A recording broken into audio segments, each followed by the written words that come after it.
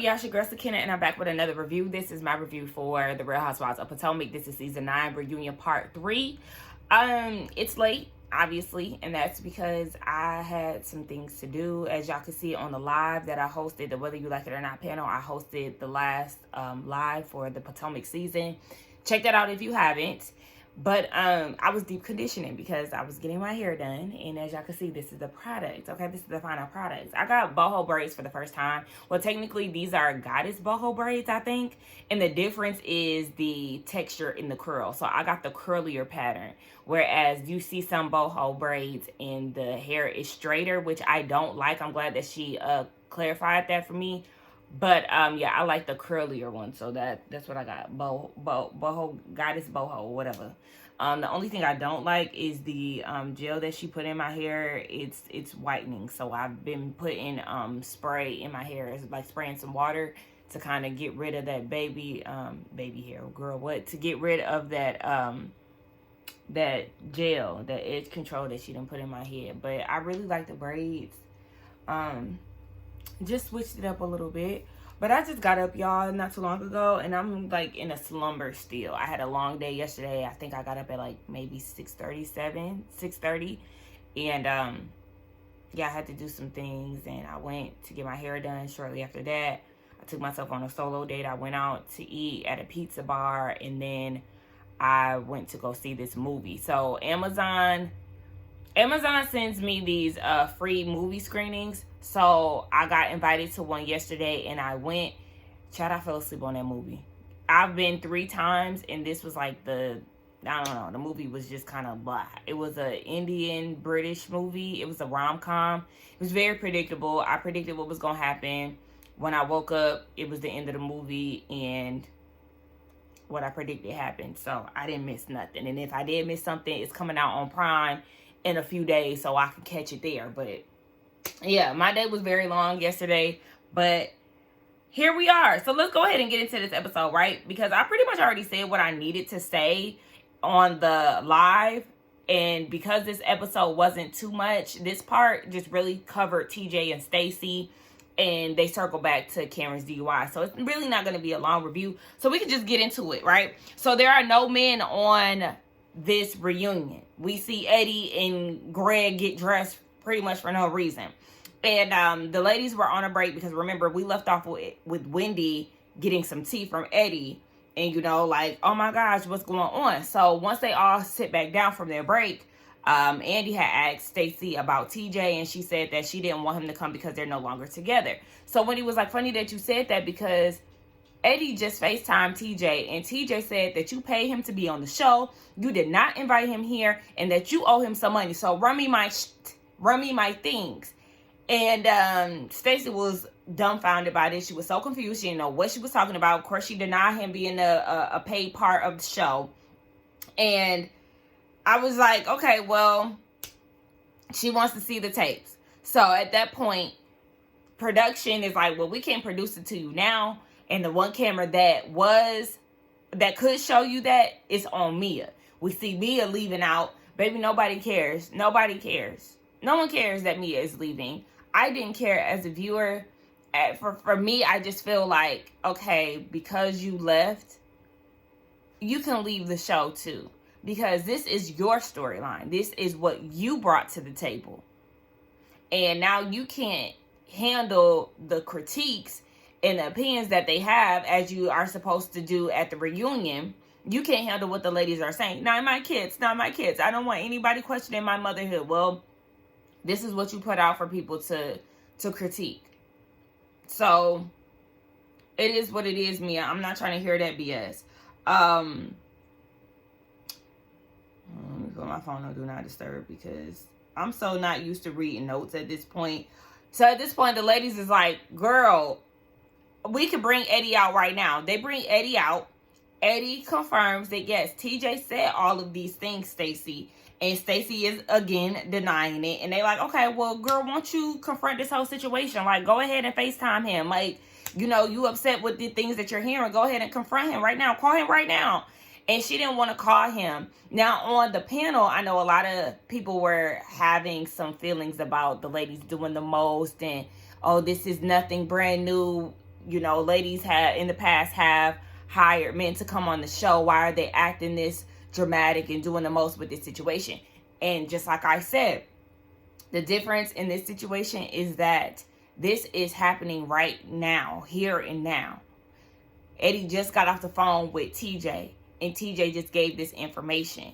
So yes, why not clear your name? Why not address the situation? Because it just happened. Now, I feel like it would be the same situation had Walter called Peter at the reunion and was like, oh yeah, Kenya paid me. The ladies will want her to call Walter and address it right then and there too. So yes, they were doing that. They were reacting that way because it had just happened. Like, girl, yes, go ahead, clear your name. Like, speak on that. But she didn't want to. So they end up running the tapes. Andy was like fully entertained by this whole thing. He even came and did a reunion first where he sat, he got off of his chair and sat amongst the ladies. So he sat next to Stacy and was showing her on the phone, like, this is the conversation and this is what TJ said. And so they're pulling out the receipts and she's still denying the whole thing. For me, honestly, I feel like Stacy was lying. I don't know. I just feel like she was lying. And that does not mean that I'm 100% on board with TJ, because y'all know I do not see it for TJ like the rest of us. But I do feel like Stacy is known to lie about little things too. Because remember on part 2, she easily quickly lied about saying fuck that bitch to Vivian. It was so easy for her to deny that, and she said it. Like, under the same breath, she literally admitted that she said that. So why did you lie? Like, it was not that serious. If that's what you said, then stand on what you said. So because we know that she got a little fib in her too, in which they all do, okay? She is amongst a cast full of liars. She fits right in. But it's just like, girl, I don't know. I just feel like you not being truthful. But the whole thing is, girl, okay, whatever. We already suspected that he was a paid actor. He isn't a good actor. Neither is Stacy. Stacy is funny and all of that. But just like I said, I don't feel like she was being truthful in that moment. They talk about TJ. They talk about Karen's DUI. They all have been victim to her drunkenness. Okay, and I say victim because she be calling people late night and all of that stuff. And they just feel like it's her way of coping with her life issues. They did say that she was acting out throughout the season because of this court case and, the stress around that. And then Jacqueline got the worst of her lashings because she is the one who told the ladies that she talked to Karen recently and Karen was drunk. She believed her to be drunk. Jacqueline, I mean, honestly, I had forgot that Jacqueline was even there at some point. Once Mia left, I was like, girl, you're not gonna leave? I mean, I was waiting on production to be like, okay, yeah, Jacqueline, come, get the escort and get rid of fingers. Come, motion this way. We gonna, your friend is gone. But I guess she did have some things to speak on. So, yeah, they talk about the whole 8 balloons and representation of Karen citations and Jacqueline crashing her Love Lagoon party. She did admit that it was shady. At first, she tried to make it seem like it wasn't, but eventually she did admit that it was a shady thing because Karen had came for PP when they went down to, what was that, Mexico? I don't know. No, they went to Charleston. Yeah, Charlotte, whatever the hell. They went to North Carolina. And so they all thought that Karen going to trial was a whole bunch of foolishness. And it was. It was. She actually got 2 deal opportunities. One was 6 months of house arrest and the other one was 60 days in jail or something like that. Yeah, I'm with them. I would have took the house arrest, period. Because I don't want to be in nobody's jail for that long, okay? I don't want to be in nobody's jail, period. So give me the house arrest. Like, I don't know. Karen, she was just full of ego. She's just full of ego, the pride, the audacity of it all. It was just, it's predictable at this point. I mean, we know how Karen is, how she's put on airs throughout this whole season and all of that. So Ashley says that a journalist told her that somebody was actually driving and they fled the scene. Ashley, stop it. Because what are you talking about? Where did this person go? Now, Karen did say that they ran it back, and Karen did say in her body cam footage that she was not driving, somebody else was driving, but that girl is drunk. That lady was drunk. Okay? She the same one who was saying she was Tom Jefferson concubine. She just saying shit. Anything to get out of the situation that she in. So, they show another Karen video. Another Karen video. And the moment I seen that lady laying across her bed like this, I said, oh, she about to be on that bullshit again. Notice this is the same outfit and the same makeup look, all of that she wore when she was giving her thanks to the ladies. So she had a whole camera production that day. She was booked and busy, okay? Because she shot the first scene in her living room, thanking the girls. And then the next, she took it on to the room where she was pretending to read something. Ray casually comes in. And then they just go down this whole dialogue between them was just so rehearsed, so performative, so unnecessary. To the point where the ladies was like, turn this shit off, Andy. They was telling Andy to turn it off. I'm like, yes, please. Because what are we doing here? So she said that she hadn't seen the body cam footage. And when she finally did see it in the courtroom, she didn't recognize that person. She said she blacked out. Girl, yada, yada, yada. Everybody blacking out when it come down to, not wanting to take accountability for what they did. She said that she started taking antidepressants, and at that point she started self-medicating by upping her dosage, and she was mixing that with beer and champagne. Okay, Really B made a really good point on the panel when she said, because I didn't even think about this when I watched it originally, that she was upping her dosage. I mean, I made note of that, but Really B is like, okay, so if you was upping your doses, who was you getting this from? Because when it comes down to antidepressants, you get a certain amount. You're supposed to take them by the prescription directions or instructions. And if you're upping them, then you're taking more than you need, which means that you're finishing your prescription before you were supposed to. So if that's the case, where was you getting your stuff from? Was you hitting up the street pharmacist? Like, what's tea? You was dealing with somebody cricket? Like, what's going on? But like I said, the girls definitely felt like she was doing the most. They said that she lacked accountability.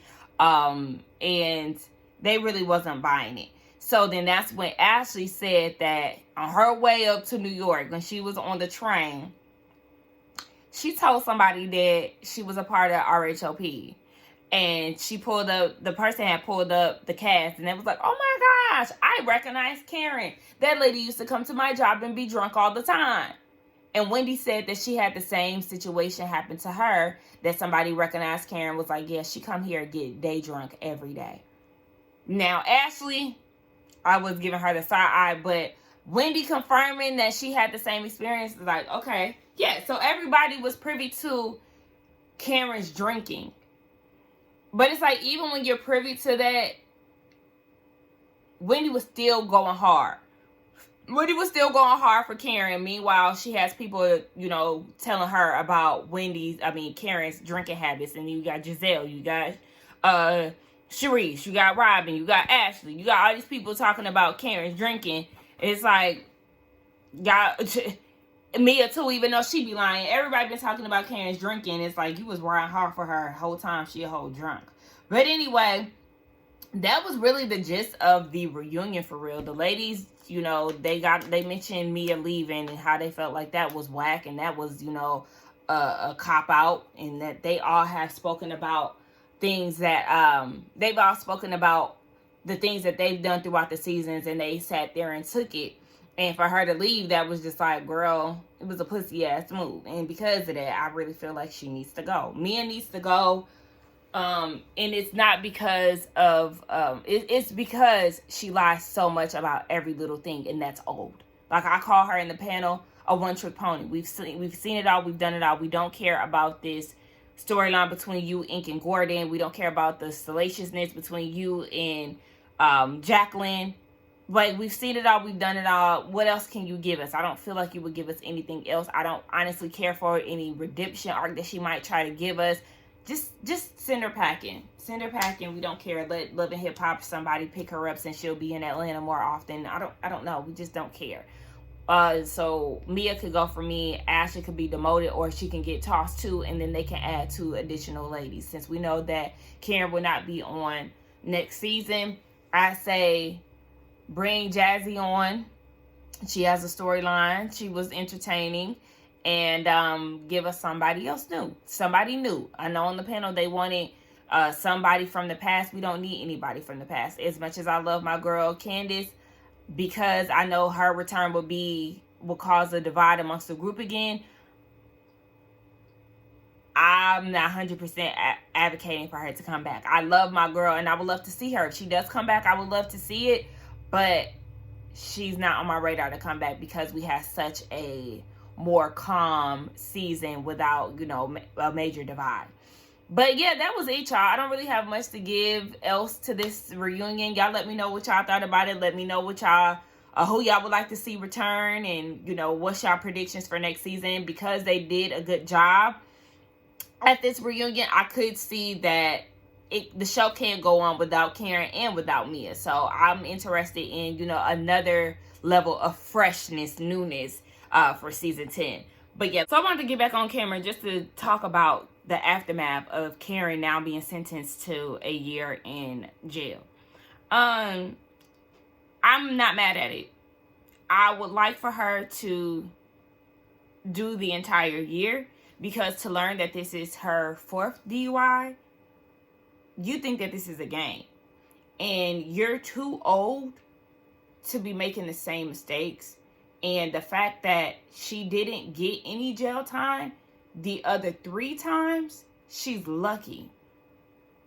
So because she's not taking this serious, hence all of her antics throughout the season, hence even after the cameras went down, you're still putting on and lying and produce videos and not really taking this thing serious. It's like, you don't get it. Even they said that the rehab that she was at during the time of the reunion was more like a resort where she could come and go as she pleased, and it really wasn't like hardcore rehab. She doesn't take this thing serious. She doesn't understand the gravity of her actions and what could have been, what could have been because she chose to drink and drive.